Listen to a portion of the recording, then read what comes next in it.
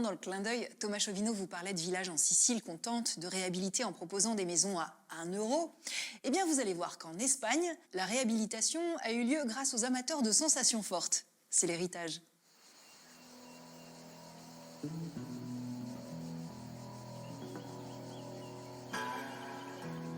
Dans les entrailles de la Sierra de Guara, en Aragon, une poignée d'aventuriers a jeté les bases du canyonisme. Une pratique sportive qui consiste à descendre à pied ces déchirures calcaires sculptées par l'eau.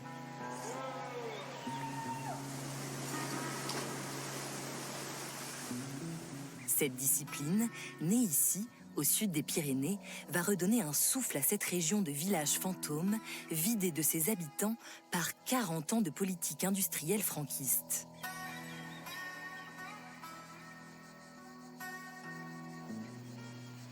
Mes arrière-grands-parents, ils étaient d'Alquezar, à origine.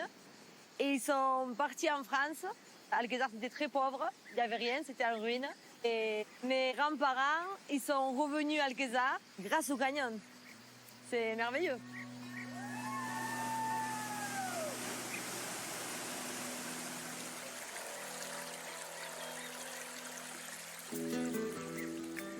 Le Mascoun, c'est un peu le ventre de la Sierra. L'un de ces canyons majeurs, l'un des tout premiers explorés.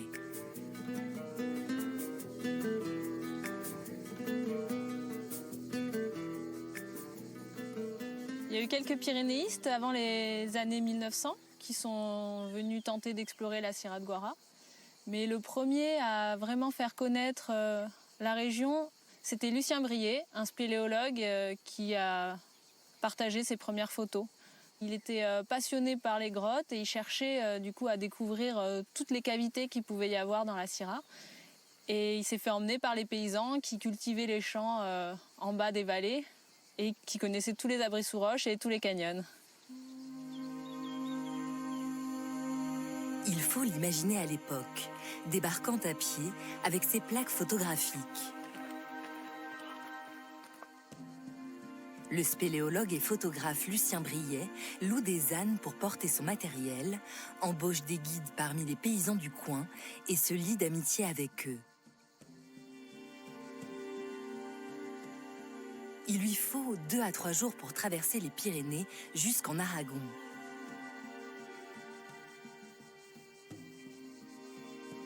Le travail de ce spéléologue fascine un jeune homme. Il s'appelle Pierre Mainvielle. Il est le père du canyonisme et a transmis à sa fille à la fois l'amour de la Sierra, où elle vit une partie de l'année, et le goût de l'exploration. C'est certainement ça qui a donné envie à mon père de découvrir la région en voyant ses photos et en lisant ses textes.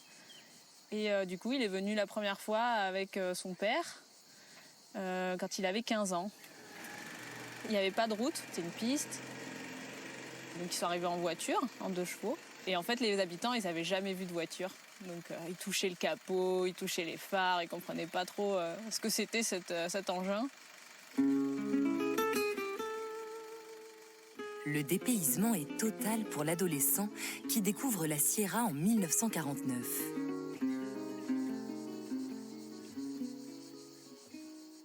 Il reviendra de nombreuses fois explorer ces canyons. Dès la première fois, avec son père, ils sont allés se balader à l'entrée du Mascoun supérieur. Et j'ai retrouvé des petits carnets où mon père il faisait des dessins, des formes minérales qu'il y avait autour de lui. Et je pense qu'il a été vraiment touché par ce spectacle. Et c'est ce qui lui a donné envie de revenir et d'explorer le coin. En fait, les gens, là, ils cultivaient les terres en bas des canyons, mais ils n'avaient pas cette envie d'explorer parce qu'en fait, le nom de Mascoun, ça vient de l'arabe, ça veut dire la demeure des sorcières, donc ça leur faisait peur, cet endroit. En 1956, Pierre Mainvielle poursuit avec une équipe de spéléologues français l'exploration du Mascoun depuis le bas du canyon. Il veut partager ses découvertes, faire connaître la Sierra au plus grand nombre et publie son premier topo sur la région en 1974. Il a aussi fait des conférences. Il montrait des petites diapos, des photos de ses premières explorations et puis il racontait. Je pense qu'il racontait bien. Et donc ça a commencé à faire connaître la Syrah et à faire venir du monde. Petit à petit, l'essor du canyoning a commencé. Les récits de Pierre Mainvielle suscitent la curiosité de quelques Français qui, après lui, vont s'intéresser à ce Far West espagnol quasi désert.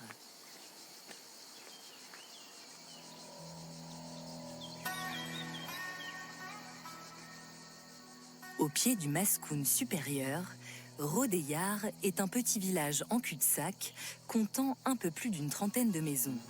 L'un des rares de la région à n'avoir jamais été totalement abandonné.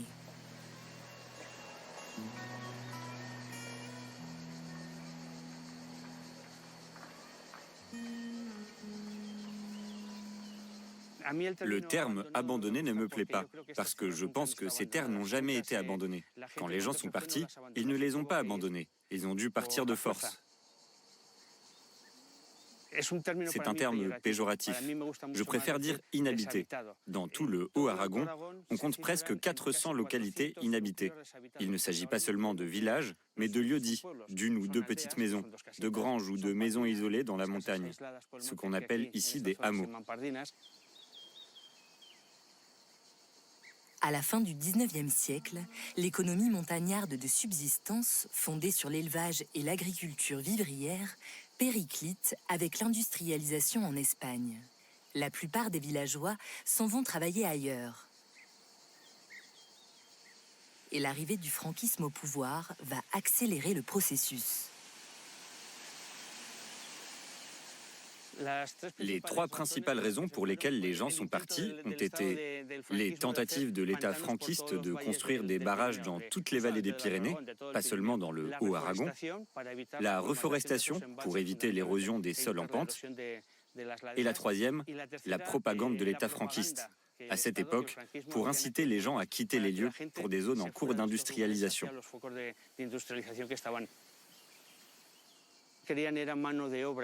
Ils voulaient de la main-d'œuvre bon marché et docile. Les habitants de la montagne étaient robustes, de par leur milieu, faisaient ce qu'on leur demandait, ils s'adaptaient. Quel que soit le travail demandé, ils le faisaient. Et en plus, ils recevaient un salaire hebdomadaire, ce qu'ils n'avaient jamais eu jusque-là.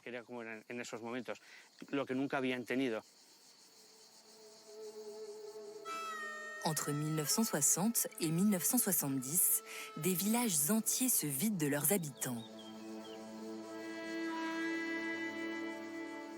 De Hautine, petit hameau à 2 pas de Rodeyar, il ne reste que des ruines mangées par la végétation.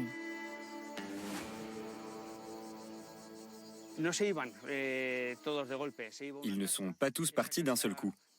Une maison se vidait et les voisins qui n'étaient pas encore partis recevaient même des nouvelles. Figure-toi qu'on vit bien mieux là-bas. Si bien que les voisins interpellés se sont dit « on s'en va aussi, on ferme la maison et on s'en va ». Ça s'est fait comme ça, progressivement, jusqu'à ce qu'il ne reste plus qu'une ou deux maisons ouvertes, et jusqu'à inciter le dernier voisin à partir. Les derniers sont partis tard, en 1967-1968. Et c'est à ce moment-là que des gens sont arrivés, surtout des Français, et ont commencé à explorer les canyons. Des adeptes du canyonisme poursuivent l'exploration initiée par Pierre Mainvielle. Ils s'établissent en Sierra de Guara et redonnent vie au village. Et bien sûr, tous ces gens, auxquels se sont ajoutés des Espagnols, il fallait les loger, les nourrir. Il fallait des infrastructures. Ainsi, ceux qui étaient partis sont revenus dans leur village. D'autres sont restés pour vivre de ce que leur offrait ce tourisme récent. Ce tourisme d'aventure ou de sport de montagne, comme on l'appelle. Et c'est comme ça que, petit à petit, ça s'est repeuplé.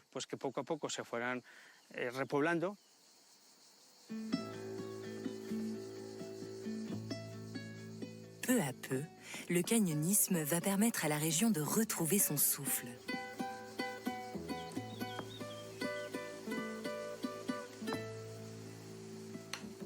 Au pied du village d'Alquezar, le Rio Vero, l'un des canyons les plus faciles d'accès, attire de plus en plus de novices. Le Rio Vero, c'est des grandes falaises, hein. Les parois, elles font 500-600 mètres de haut. Rentrer là-dedans, c'est le Colorado, quoi. Vraiment, on a pris une baffe quand on a vu ce paysage qu'on ne connaissait pas du tout. On ne savait pas que ça existait. On avait l'impression qu'on était les premiers ici. Dans les années 1980, Maurice Blanc va professionnaliser la pratique du canyonisme et sera l'un des tout premiers à guider des clients dans les canyons.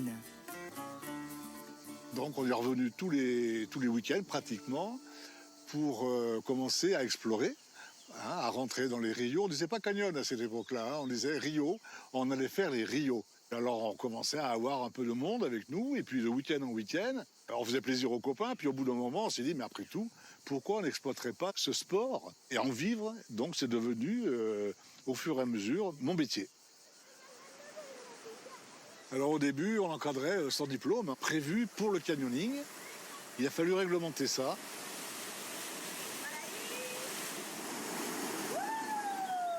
À leur tour, les nouvelles générations s'emparent de l'activité et font revivre la région. Mes grands-parents, ils sont revenus à Alquezar en 1974. Il fallait oser quand même, il n'y avait rien. C'était vide, en ruine. Et c'est là qu'ils ont ouvert l'auberge Fonda Narbona.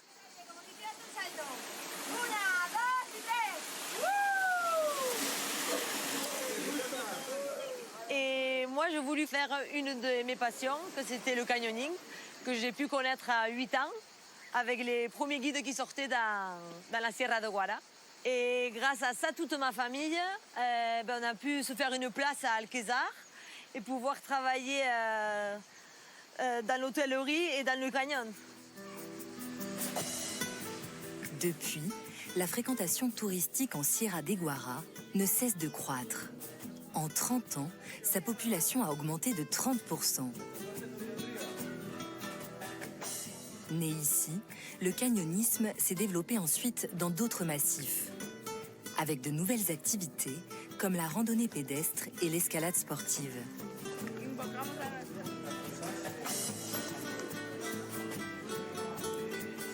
Pour protéger ce patrimoine, l'accès des canyons est désormais réglementé. Un parc naturel a été créé. Il s'étend aujourd'hui sur 47 000 hectares.